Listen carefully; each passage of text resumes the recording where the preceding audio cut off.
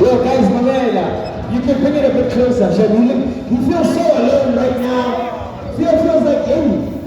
He feels so alone right now. Just bring it a bit closer. Bring it closer, bring it closer. He feels like him. How are you, my brother? You well? Nice to meet you, man. What's the next? Bring it in, right here. Go.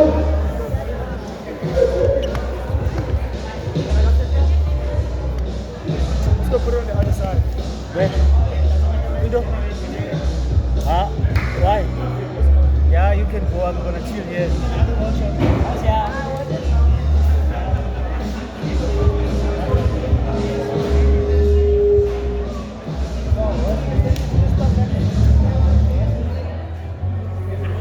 The wizard.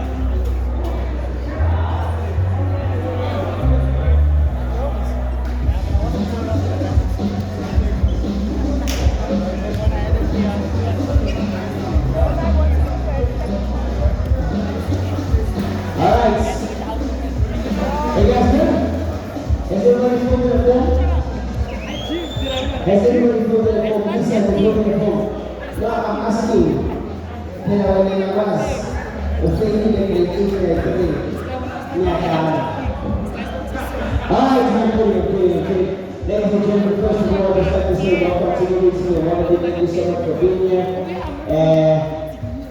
On my left, we've got the legend himself all the way from Canada. Ladies and gentlemen, please make some noise for the one and only Mr. Phil.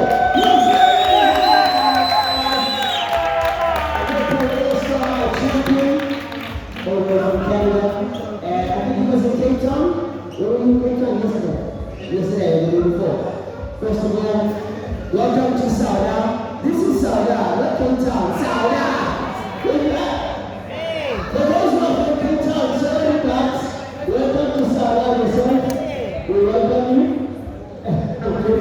Anyway, welcome to Joseph, my brother. Tell us how's your experience so far, what's happening, how you feeling. Tell us everything. Hello, thank you for having me. It's been great. I think 2 days ago, I left Cape Town. It's a beautiful place. It was a beautiful city, and it's been great energy so far. Even just coming here yesterday, it was the same when I did the workshop in Cape Town, but here, I love like the energy there because we're deciphering, kind of supporting each other. That's always fantastic to see. So that energy, I just enjoy watching and taking in. I can really feel the love here, so it's been fantastic. Awesome. Well, it's the other one that you need to put up, my brother. Yeah, you need to put up this one. This other mic, the other one. Are we good? Oh, I'm so lost. Testing.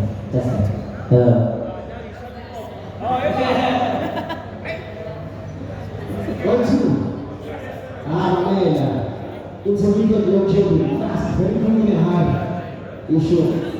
Alright. Mr. Philwizard. So you say you love your world, or you love South Africa, you've been here for 2 days, you love the energy, you love the vibe. First of all, how was your experience with the people in Cape Town? It was great. Again, I think the biggest thing here is just the energy has been amazing, like the willingness to want to learn. I can see people excited for this weekend to take the workshop as well, so that's been fantastic. But I think the biggest thing is the willingness to learn, and that's something that I'm really grateful for, because sometimes you go to places and people don't want to come, or they are a little bit more closed-minded. I feel like a lot of openness here, and people, again, just wanting to learn, which is a fantastic thing. That's awesome. Alright, cool. I have a lot of questions, but it seems like there's a lot of eager eyes, so I want to throw the questions to you guys. Anyone want to ask a question? Any questions? Thank you, guys. Thank you. Yeah, you can get the mic. Thank you. So Phil, you're doing everything right now, big competitions, traveling the world. What inspires you now to push for your breaking? That's a good question. I think a lot of things inspire me, but for me, honestly, more recently, it's been coming back to why. I ask myself, why do I keep doing this? Why am I still breaking? Why? That's a question I keep asking myself, and I think it gets I don't want to say difficult, but it gets hazy when you're traveling a lot, and a lot of times when I'm traveling, I don't actually get to dance as much as I normally do. I'm tired all the time, you know, you're in different time zones. You get to do a lot of cool stuff, especially with brands like Red Bull. We get to do a lot of cool things, but I do oftentimes like dip in terms of inspiration and motivation and stuff like this. So I have to ask myself constantly why, and what is my why? And that's something that I think is important, because the why is what has sustained me and gotten me this far. And what my why is I just love to break. So for me, my why is always like coming back home. When I go back home, going back into the studio and just breaking. You know, like I'm very grateful for the life that I have now. I get to travel the world, I get to connect with different communities, I get to compete at the highest level, I get to do a lot of cool stuff, but I started this because I love breaking. And so that why, that root is still there, and that's like what I have to come back to. Like all of this has been fantastic, but this is all extra. You know, the why is still like, I love to break. And so for me, my inspiration is coming back home, or being here, ciphering with different people, connecting with different communities, but it's the breaking. So I have to come back to the dance, always. So that's like the thing that kind of continues to inspire me. Alongside that, it is seeing different things. Like, for example, I don't know this kid's name in the Chicago Bulls. Like, this kid inspires me because you can see the passion and the love that he has, and that's something that, I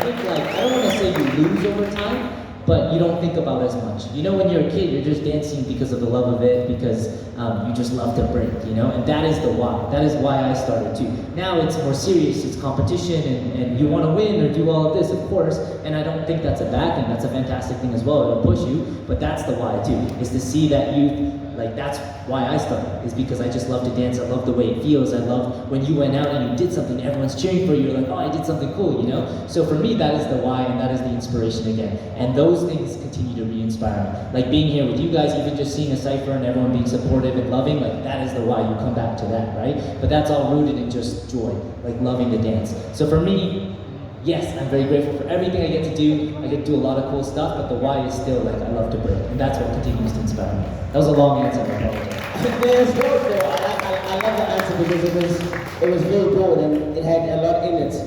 Mr. DJ Switch.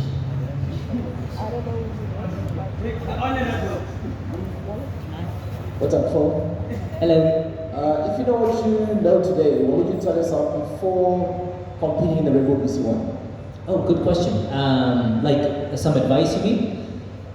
So it also depends. Okay, my advice would be, first of all, take your time. Take your time and enjoy the moment. Like more than anything, I think an opportunity like this with Red Bull Cyphers and anything like that, it happens like once a year. You know, it comes back every year, once a year. But enjoy the moment. Don't think too much about winning. Don't think like, I have to do good or this is my time to shine. Don't think too much about pressure. This is just coming from personal experience, and I can tell you a story about this after. But enjoy the moment, because like feel the crowd, feel the energy, feel the atmosphere, because it's not often that there's an opportunity, and this is why, like for me, a brand like Red Bull is incredible, because they provide this platform, you know, to showcase it to Johannesburg, to South Africa, a bigger audience, live stream, whatever the case may be. You have this opportunity to show your stuff. So represent yourself, you know, and do it authentically. Don't do it to win. Don't do it for any other reason, to show your dance. So just go out there, take your time, enjoy, have fun. And as simple as that sounds, that is actually extremely difficult to do. You know, when you get up on a stage like Red Bull BC1, it's easy to think about the competitors, think about the judges. Oh, I have to do this so the judges will, you know, vote for me. Don't think about any of that. It's hard to do, you know, and to go into a quick story, like 2019 Red Bull BC1 World Finals, that was my first World Final. And I had done the last chance for a few times before that, but that was my first time going into the World Finals in India. And that event, I remember going into that year, I had a really good year. I won Undisputed, I won IB, I won a bunch of events. And so a lot of people were saying, oh, it's your time. Like it's your year to win. And so that's the mentality I went into going into that event. I have to win, because people expect me to win. I expect myself to win. And so when I went to that event, it was my first Red Bull BC1 World Final experience. You know, I don't even remember anything. I don't remember being on stage. I don't remember enjoying the experience, because the whole time I was just like, I have to win. And that mentality has never worked for me before. So I shifted the mentality for this event, thinking like, because I have to win. And I went there, and for me, it was one of the worst performances I've ever had.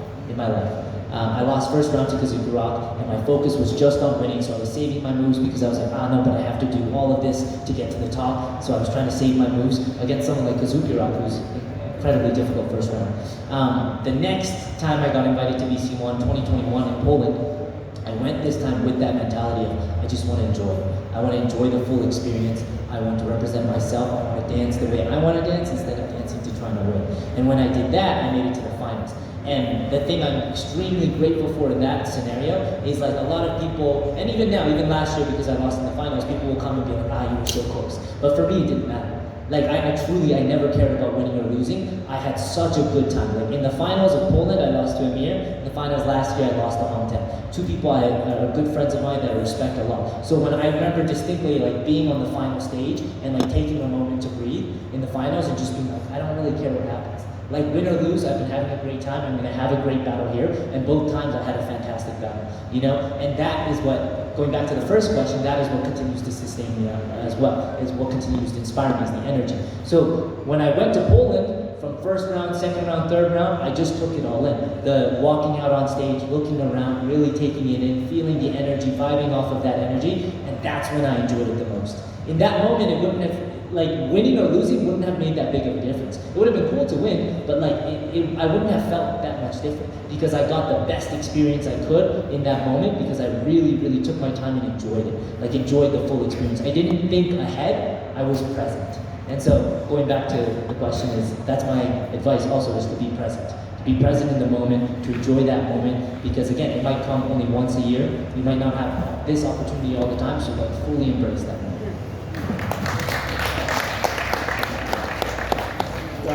Good afternoon. I just wanted to ask, in terms of how you approach the training compared to how you approach the competition, how is it? Do you freestyle in training and then competition do the same thing like, okay, I'm going to enjoy? Or is it that thing of, okay, training, I'm going to focus on these moves until it comes natural so that by the time you enter competition, you just doing what you love and it's more like, how do you transition with that? Yeah, so that's a really good question. I think that's something I get asked a lot. Everyone will have a different answer. Like every person you ask will have a different answer, and you kind of have to find your own way. But it's important to ask other people and figure out what they do and maybe implement some of those. For me personally, I don't really train specifically for competitions. I don't think about like I have this event coming up. I might a little bit in the back of my head, but when I go to practice, my entire training is rooted in freestyle. So I'm always freestyling. It doesn't mean I don't have moves. I have a ton of moves. I have a move book. I write down all my moves as well. But everything is rooted in freestyle in this sense that when I go to practice, like I'm just going in and out, I listen to music, whatever. If a move pops into my head, then I do that move, right? And then I go back to freestyle. If another one of my moves pop into my head, like if I'm naturally in a position where that move is going to come out, or the beat's about to come, like the 8 count is about to hit, I know, okay, I can jump into this move, right? Naturally, by continuing to do that in practice, when I compete, that comes out more naturally. You know? So when I'm practicing, I'm freestyling all the time, but I'm also throwing in my moves while I'm freestyling, right? And so when I compete, I do the same thing. I freestyle, but I throw in my moves. I might have, when I'm going into it, like 1 or 2 moves in my head that I want to do, and hopefully I do those moves, but sometimes I don't. But you have to be, like, for me, the way I dance, I have to be open. Like, I can't get stressed. If I don't hit this move, I'm like, I don't know what to do next. It's just, okay, breathe, what's next? Let's just flow, let's listen to music, what comes next?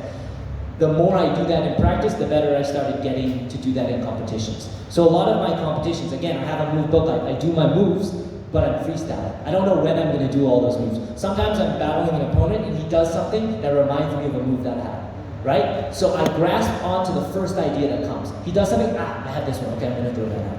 You know, I mean, I'm freestyling, maybe I'm in top rock, I'm in footwork, then a move pops into my head. I have this one, I just jump, right? So I'm just like following a path. Like I start here, I start walking, and whatever comes, okay, I go this way, okay, I go this way. I do that in practice, and then it translates into competition. But everything that you do in practice will translate to what you do in competitions, right? If you crash in practice and you just get up and walk away, what are you gonna do when you crash in a competition? So when you mess up in practice, how are you gonna flow out of that? Right, so even when I crash in practice, okay, even if it's a really bad crash, you try to get out of it. So then when you're in competition, your body will just react. right? Because you're so used to reacting when you're practicing. So if you fall, then you know, okay, I gotta flow out of this, instead of like becoming lost, right? So then if you crash in practice, you flow out of it and try to do something else. Go into the next move. So again, that muscle memory kicks in when you're actually competing. So everything you do in practice will translate to what you do in competition. That's the way I approach it for me, is just freestyling, and then that'll translate into competition, but yeah. What's up, man? Good. Good, how are you? So you kind of already answered like the first part of the question that I have, man. So because I've noticed 2021 and 2023 last year 2 times in the Belgium qualifier for the Olympics and also for the EC1, you said that like you enjoyed the moments when you didn't reach the finals. But I wanted to ask now, what was the difference between enjoying the moments and capitalizing when you went to the Santiago qualifier? Because that one you felt like, okay, it's now, man. I need to eat. So it was like, because I've seen, like, I don't know, maybe I'm wrong. On the big stages, when you reach the finals, it's like there's a little bit of more pressure on you to capitalize. Sure. Yeah. But yeah. Yeah. It's a hard thing to do. Like when I say enjoy the moment, like as easy as that sounds, I think oftentimes like within breaking or anything in life, like the simple answers are the answers, but the simple answers are also the most difficult things to do. So when I say enjoy the moment, it took me years to learn how to enjoy the moment, right? But what I mean by that is like, you have to throw away the expectations and the results. I've already accepted that I can lose. You can't go into it thinking like, I'm going to win. That, for me, I don't go into an event thinking I'm going to win. I've already realized what is the worst that'll happen. I lose the event. Then what happens? Next week I have another event that I compete at. Next year I have another chance, right? It's not the end of the world. At the end of the day, we're just dancing. Like, and for me, but for me too, like this is my entire life. This is what I do. I've dedicated my life to this. But at the end of the day, I'm just dancing. It's not like, it's not the end of the world, right? So for me, I'm gonna put all my passion and love into it. But at the end of the day, I know it's not that serious. So that's the mentality I have. And for me, like, it's a frame of mind thing. I never thought I would be here in my life. I never thought I'd be an all-star. I never thought I'd be representing all over the world, my country, whatever the case may be. So I really try to view things with a frame of gratitude in terms of, as cheesy as that sounds, again, like I've accomplished more than I ever thought I could, so now everything is just a bonus. And that mentality is what gets me through situations where I'm in the finals and it's easy to think, these people are expecting me to win, whatever. I don't do it for these people. I do it for me. I always did this for me. And that's something I have to always remind myself and come back to. Again, it's easy to be in that moment and get into the pressure, but like you have to take that moment to breathe and again, ask your why. What is my why? I did this because I love to do it. So let's go out and show that I love to do it and just enjoy it. Because that's why I started doing it. So let's keep coming back to your why. Yeah.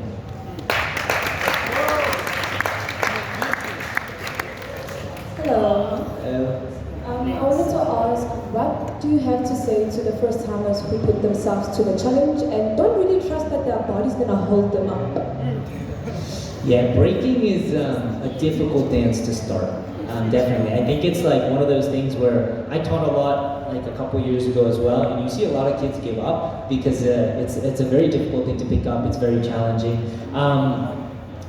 Yeah, very demanding on the body, especially in comparison to a lot of other street dance styles. The advice that I would give, as simple as it is power through. Because as simple as that advice is, because I think breaking is an incredible teacher. It teaches you perseverance, it teaches you to work through things, right? Because it is very challenging physically, but it's also challenging mentally as well.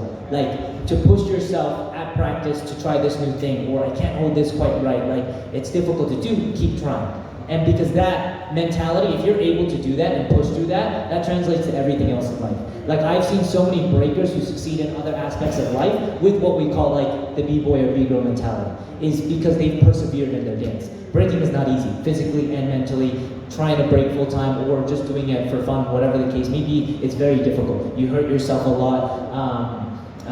It's very tiring, but if you're able to persevere and push through that, you'll find something beautiful at the end. And that's the case for anything that you do, but I think that's why breaking is such a beautiful teaching tool as well. Like you have to persevere in life. There's always going to be things that are hard, right? So it's a choice that you have. You can stop. You don't have to do it. It just means you won't know who you'll be if you did do it, or how much you might enjoy doing it if you did do it. So you just have to push past those moments of pain and struggle. Like, do I really want to do this? And if you don't, that's fine. That's up to you. You don't have to do it. But if you do it, you might come out of the other side finding something that you didn't have before. So it's really just push through.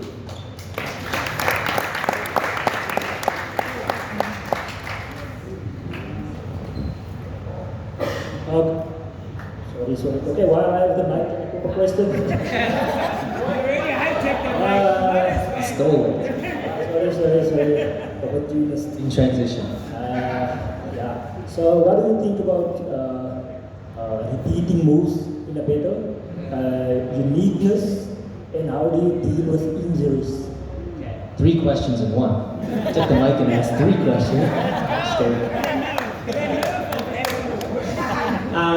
Your first question, repeating in battle. So repetitions in battle is an interesting question. I don't think you're supposed to, you shouldn't repeat in battle.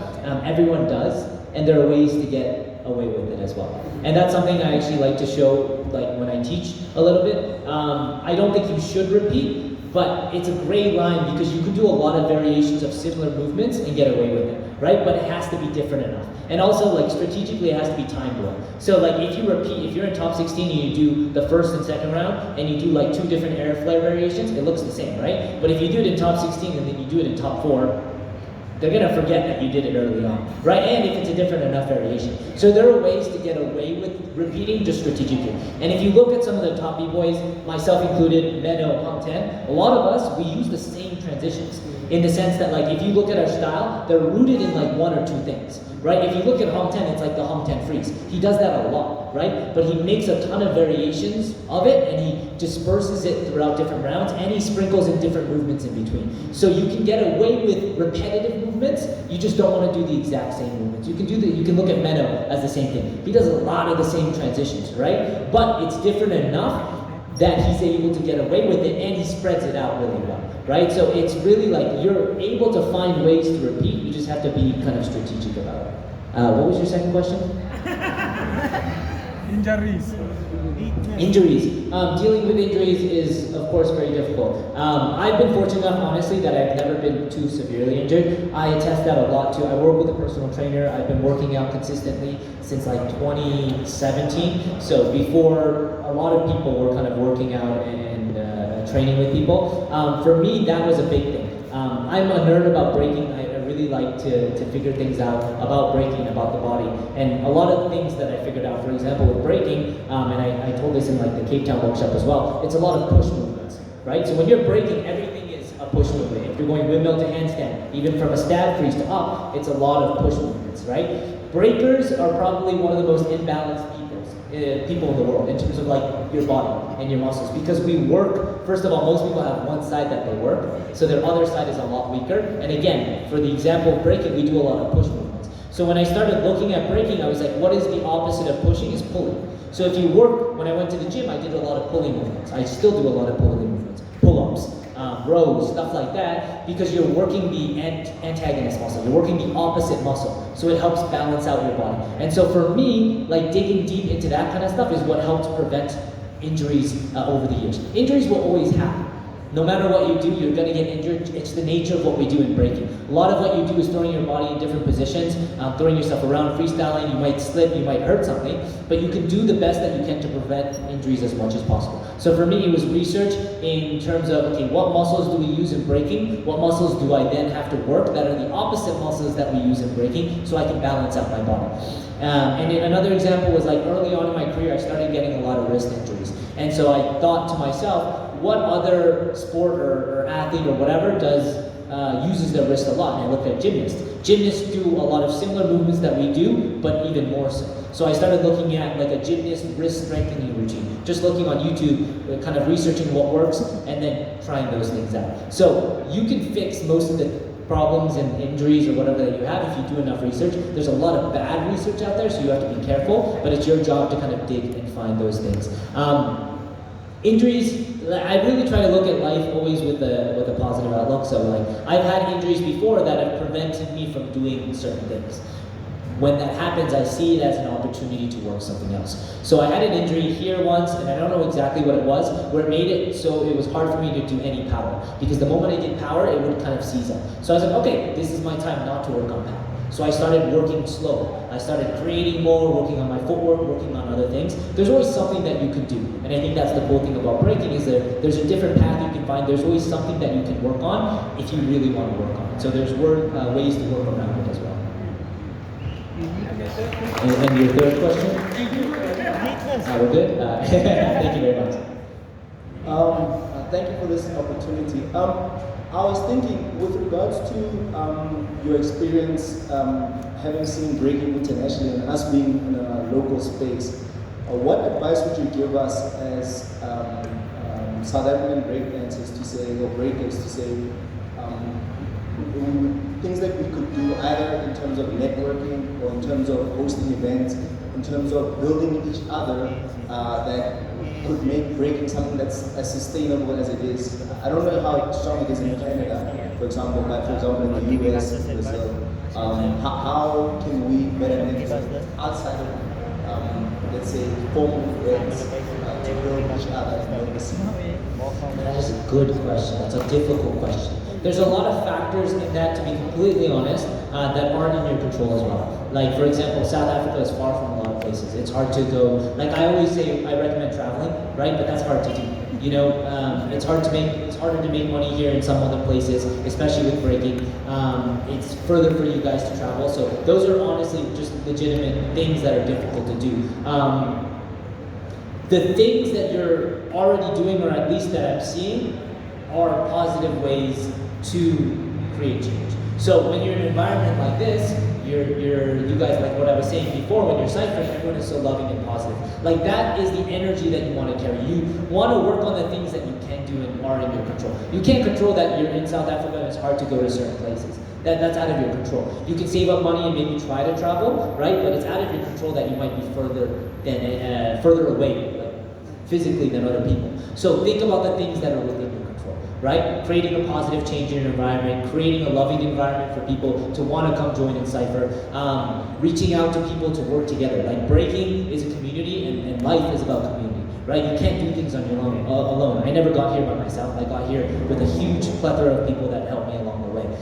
Finding those people that are there to support you and help you in whatever way that you want to do. Like those are the things that you can control. So looking at the things that you can control. Logistically, for example, an event like this, bringing an all-star out, kind of sharing knowledge, that's something that you can continue to, the little things, like saying Rebel to Rebel, thank you for doing this. You know, because for I think a lot of events that I've gone to, people tend to be ungrateful. They'll go to an event and just complain. But then what happens if this event is like, everyone's complaining, we're not going to do it again. You lose another opportunity, right? No, but that's the truth. I've been to a lot of events where people start complaining even though it's a positive change, right? So even a simple thank you for doing this, thank you for supporting the community, having events like this. And when you have events like this, like Red Bull throws this event, another brand might be sitting in the audience seeing this event and be like, wow, this is incredible. Like breaking is cool, this energy is cool, let's throw our own event. You don't have control of that, but what you do have control of is showing that positive change through your actions, right? So that's all you can really do is control what you do, right? Creating a positive community, showcasing breaking at a good, as a form of positive change in a positive environment, and hopefully that'll kind of push newer things and other things to come.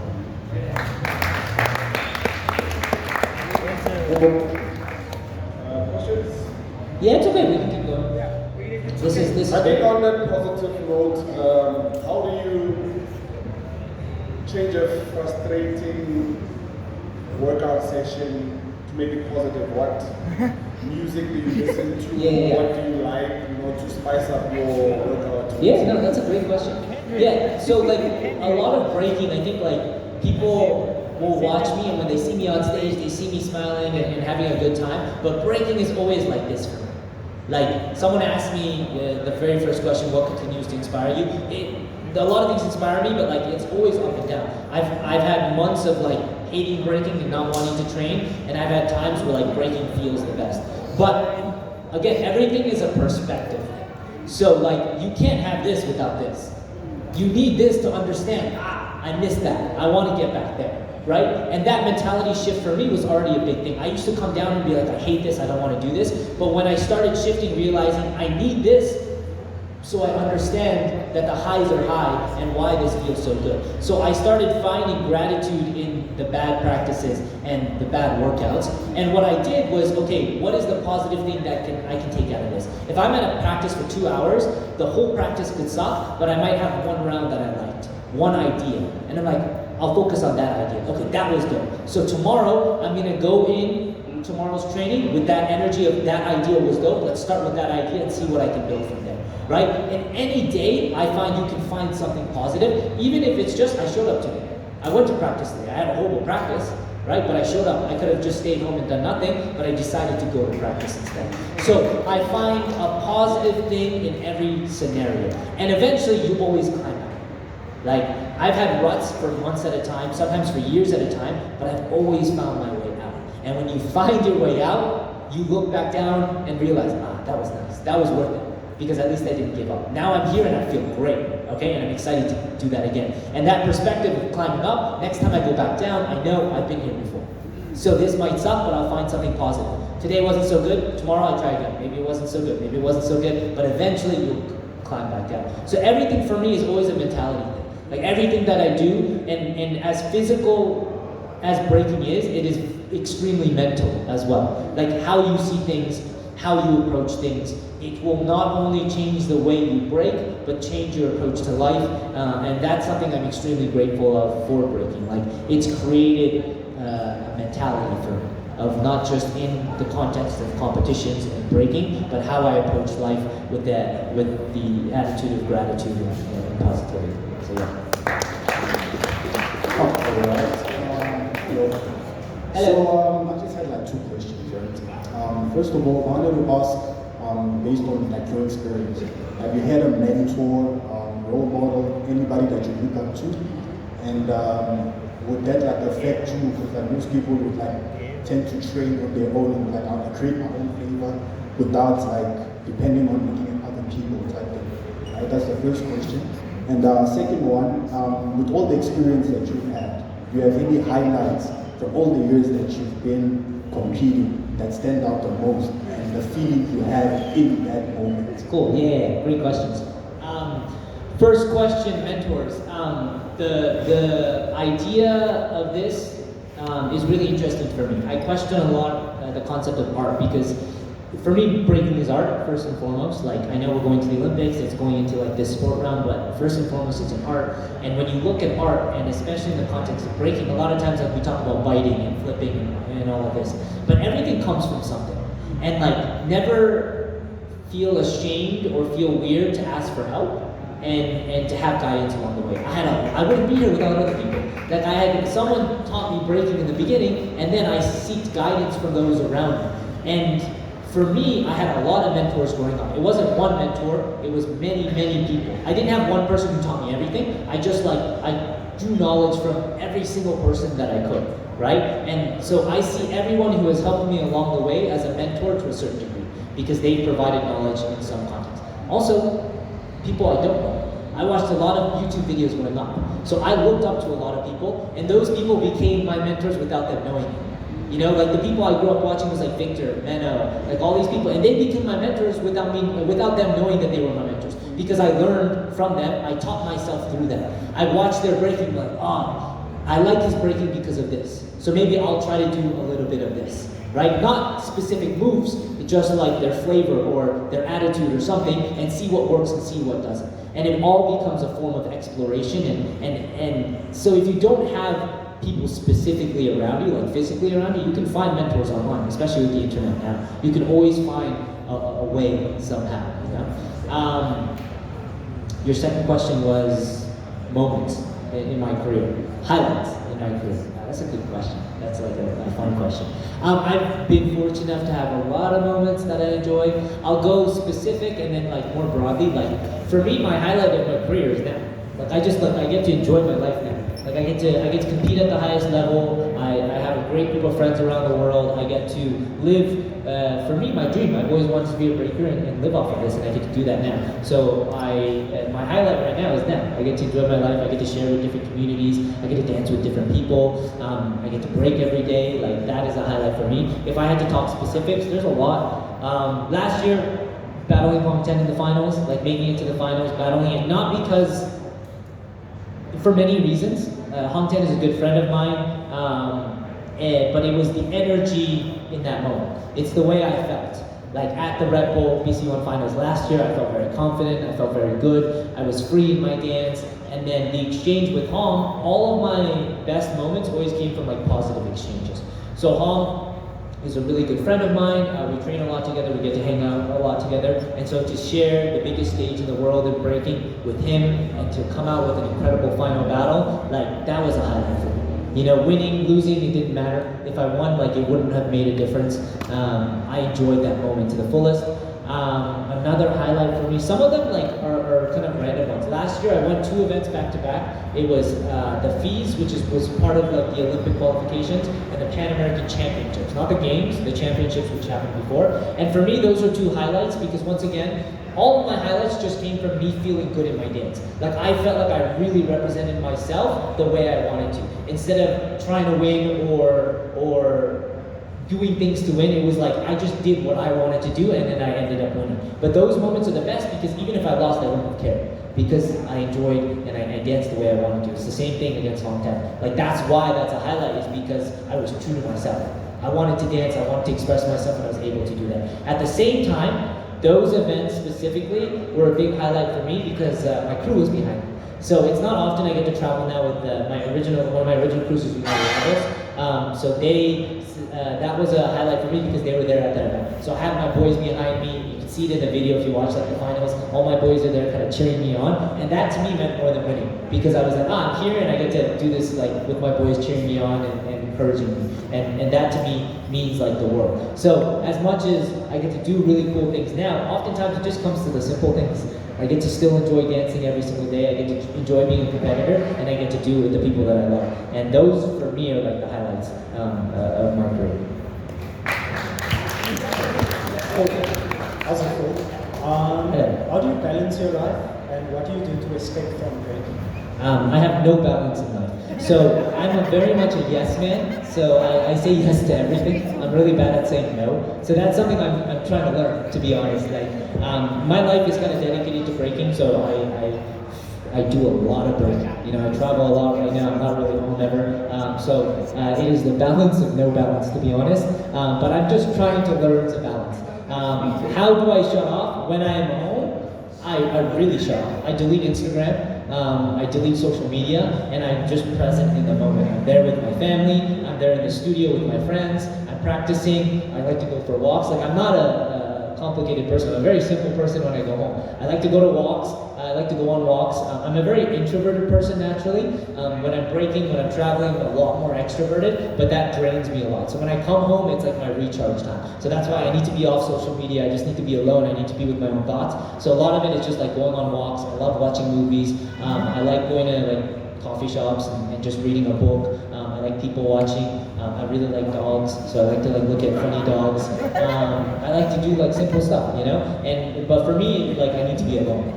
So I need that time alone to process things, and to think about my life and the experiences I've been through recently, and then also going into the studio, training with other people, but also training alone. Because for me, like, I joke around when I say I have no balance, but I find that breaking is like, it is both, provides both the chaos and the balance of my life. In terms of, it is the chaos in terms of like scheduling and traveling and not having that time, but it provides me the balance and the stability because I can always come back to it for comfort. Like when I'm really stressed or I'm tired or I have so many things going on, I just dance.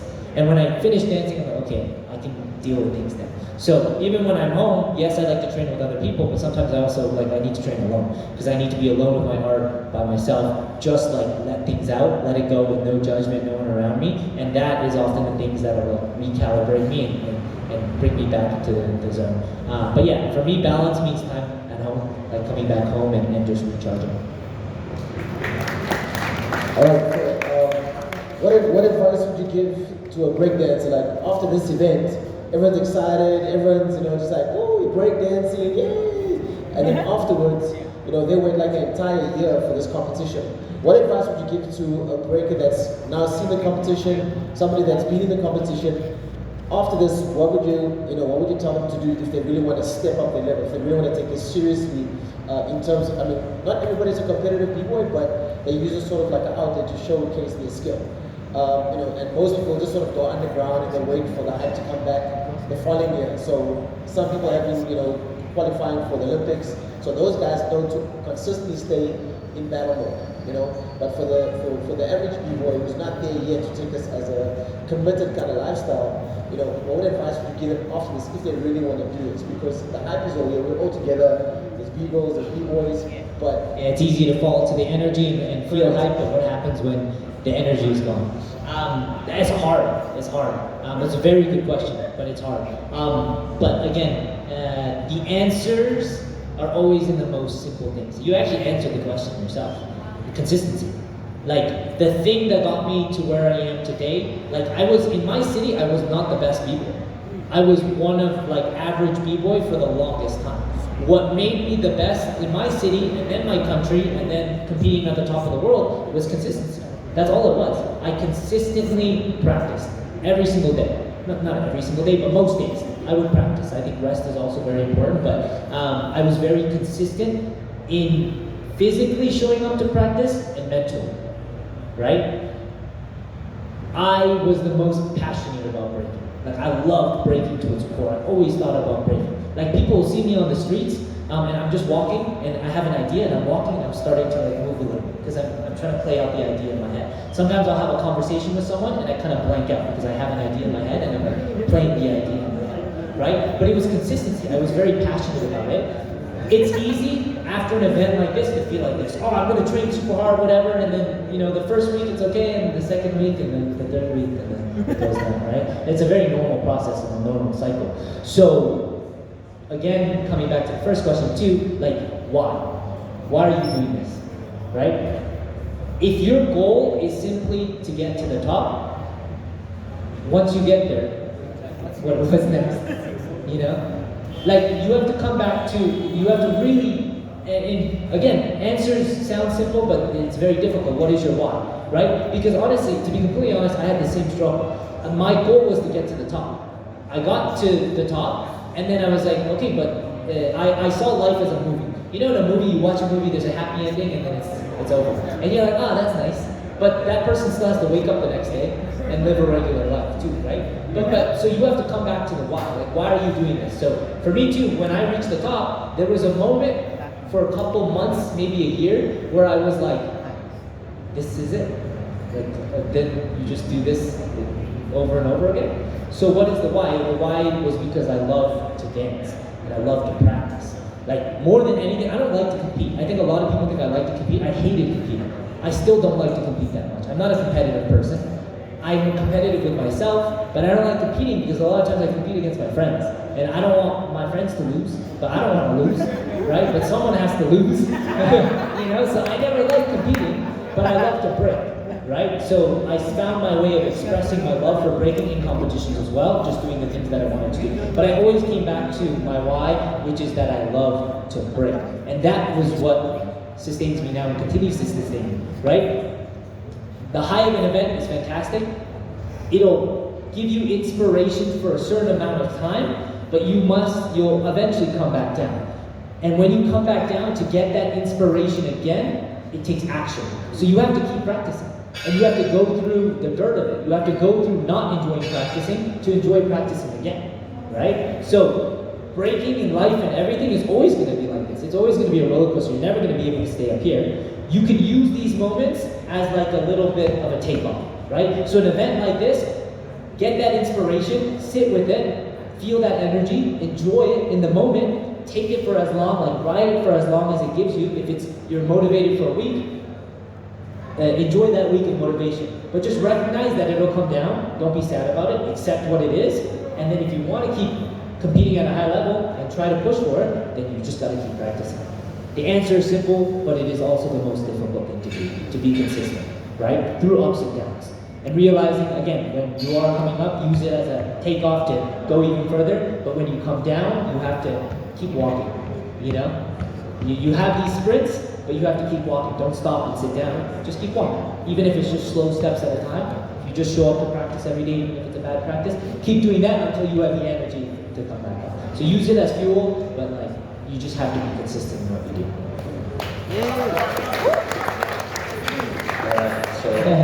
Three questions. Thank you, Vika, by the way. So question one is, Sorry, I don't know where. Here, sorry. There's a clue at the mic. how did United Rivals come to be? That's question one. Question two is how you feeling about the Olympics? And then I don't know if somebody else has, but if you weren't breaking, what would you be doing right now? All right, great questions. First question, how did United Rivals start? United Rivals, it's in the name, and I have no shame in saying this. United Rivals started as a super group. So it started as Canada's best, or some of Canada's best, to come together because we wanted to represent more on a world stage, right? So Ills, Auntie, and Sticks, and myself. It's only 4 members. Ills, Auntie, and Sticks are from Toronto. I'm from Vancouver. They were the original United Rivals, and then they put me on the crew. But they were always battling each other coming home. So in the city of Toronto, when they competed in one-on-ones, whatever, or even between their crews, they were always competing against each other, right? But they were the top dogs in their city, constantly competing against each other, so they were rivals. And then eventually I started traveling more within Canada, and I started battling these guys a lot too. I would meet Ills, Sticks, Auntie in the semifinals, finals, so we were constantly rivals within Canada.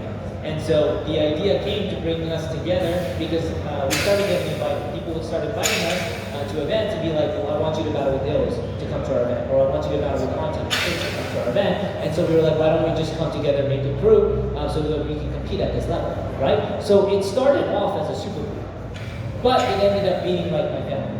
Those are some of my closest friends. It's the guys I love seeing all the time. Whenever I get a chance to go to Toronto, I go there to see them. I don't think it's a bad thing to start as a super group. Everything starts somewhere, you know? And for some, it's fantastic if you have an original crew that you started with, but then like life throws different things at you. Some people start breaking. Like my name, Philwizard, comes from my first crew, which was the Wizards crew. But the Wizards crew, a lot of them stopped breaking. But I wanted to keep going, right? So I find other people that want to keep going as well. I still love those people. I love my name because it pays homage to my original crew, but it was the next chapter for me in my breaking career. So I had to go, okay, from these guys. Now these guys, we started off as a super crew, but kind of became a family because we clicked really fast. We started traveling together, having a great time. And those are people now that whenever I'm going through something difficult, we have a group chat, we just talk kind of there as well. It's the same thing with the All-Stars. I think a lot of people look at the All-Stars, and I don't know how it was before, but maybe a lot of people look at the All-Stars, and for a lot of it, it is a team, right? It's not like a real crew. You're coming together under the umbrella of a brand, right? Of Red Bull. But what happens when you travel the world together, you spend a lot of time together, you kind of become family over time because you spend a lot of time with these guys. As well as, like, for example, I was friends with Zoo, with Sunny, with Victor, with Chicken Cakes, all these guys before we were All-Stars. And we've had a lot of conversations of, like, even if we weren't All-Stars, we'd all be friends as well. So for me, like, Rebel Beast and All-Stars, some people might see it as a team, but for me, it really is a crew of them. Especially at the very least with the younger generation. Because we all click together, we hang out together, we battle together, we party together, we go through bad times together, good times, like, and that's for me what makes a crew. It doesn't really matter how your crew started, it matters what you go through. And so for me, both United Rivals, Rebel Beast and All-Stars are my family and my crew. But yeah, that's how United Rivals started. Sorry, what was your second question? How are you feeling about the Olympics? Right now, I don't feel so great. I've been traveling a lot. I'm tired. Haven't had the opportunity to practice a lot. But that's also okay. Like, and I'm not afraid to say that or be honest about that. In the context of the Olympics, more than anything, I see it as an opportunity. It's not life-changing for me. You know, it's been incredible in terms of opportunity and growth and showcasing great people on a bigger platform. But again, I come back to my why. I do this because I want to dance. It's not going to change that for me. Like, I love to dance if it was there or not. The Olympics, from our knowledge right now, it's one and done. So after this, it doesn't come back. So we'll go back to breaking events that have been existing for a long time. So I see it as an opportunity to showcase breaking on a bigger platform, to hopefully get more people involved, to hopefully get more opportunities for myself and for everyone else around me. And it's already doing that. A lot of people are talking about breaking. We have media here because it's going to the Olympics. We have, like, when I see breaking at the highest level, it was only sustainable for a short time for a lot of people. But now there's a lot more people who can make a living off of breaking because there's more opportunities being generated. And that is the benefit of something like the Olympics, of that platform. It gives credibility, it gives respect to breaking, to audiences that have never seen it before. So I think going to Olympics is an incredible thing. I don't feel that great right now, I'm pretty tired, but I felt fantastic last year. I had a great year competitively, and I'm very grateful for the growth that I had because of this process. Last year, if I'm being completely honest, the whole Olympic process, how to qualify, was super messy. They kept changing how to do it, they kept changing the point system, and so we were all confused on what was going on. But it also, again, I like to look at the positive things, it pushed, because I had to compete every other weekend, and through that process, I had to ask myself, how do I do this without hating it?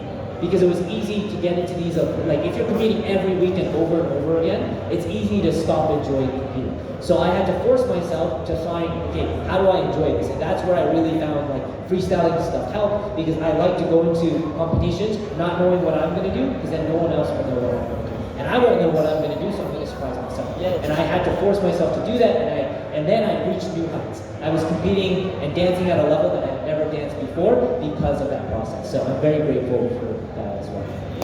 And you had one more question. If you were breaking, what would you be doing? If I was not breaking, what would I be doing?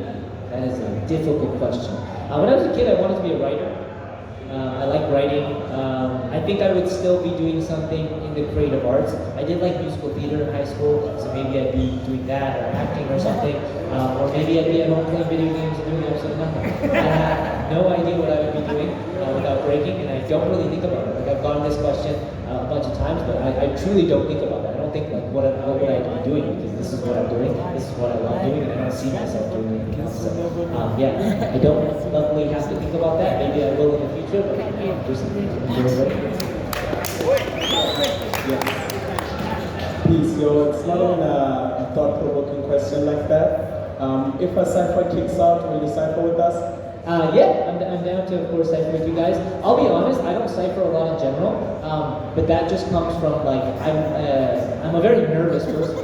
Like, when I'm with people I don't know, like, I feel a little bit shy, so it's hard for me, but I'll do my best to cipher with you guys. But that's also why I like watching a lot, too, because I like seeing the energy.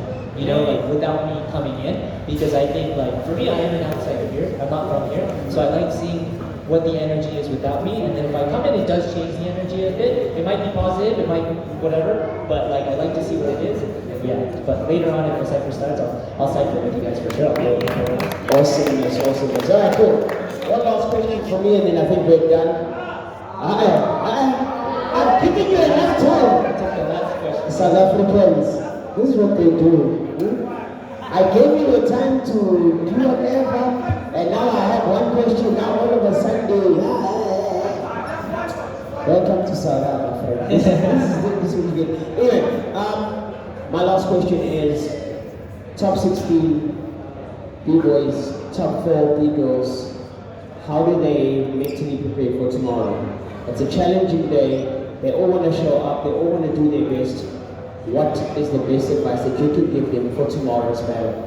Yeah, first the basics, sleep well, eat well, don't go out tonight, just sleep.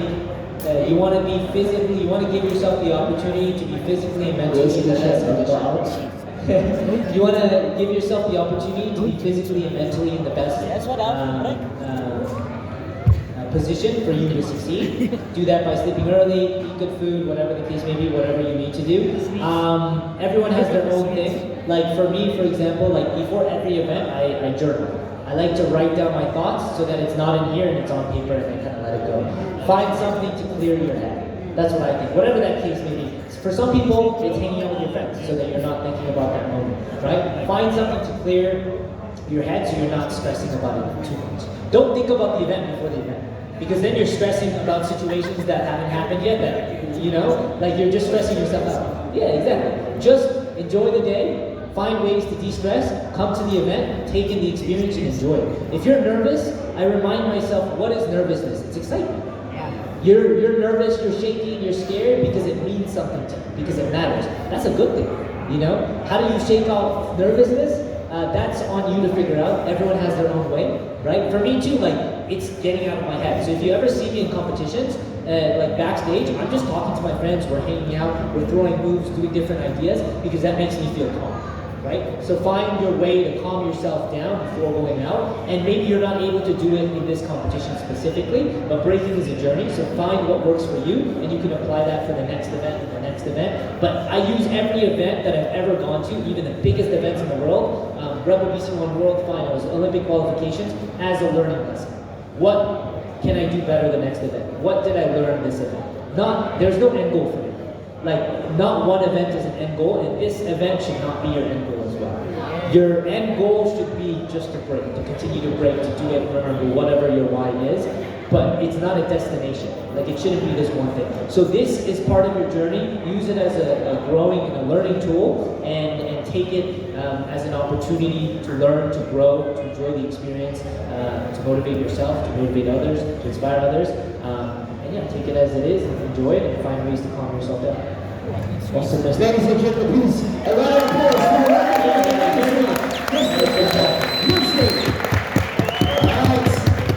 At this moment, I'd like everybody to please pick up your cans, your bags, and everything. Let's make some space, and then let's get down with the workshop.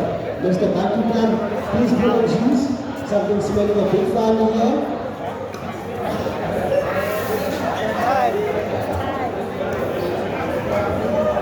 Alright, ladies and gentlemen, we're going to the workshop.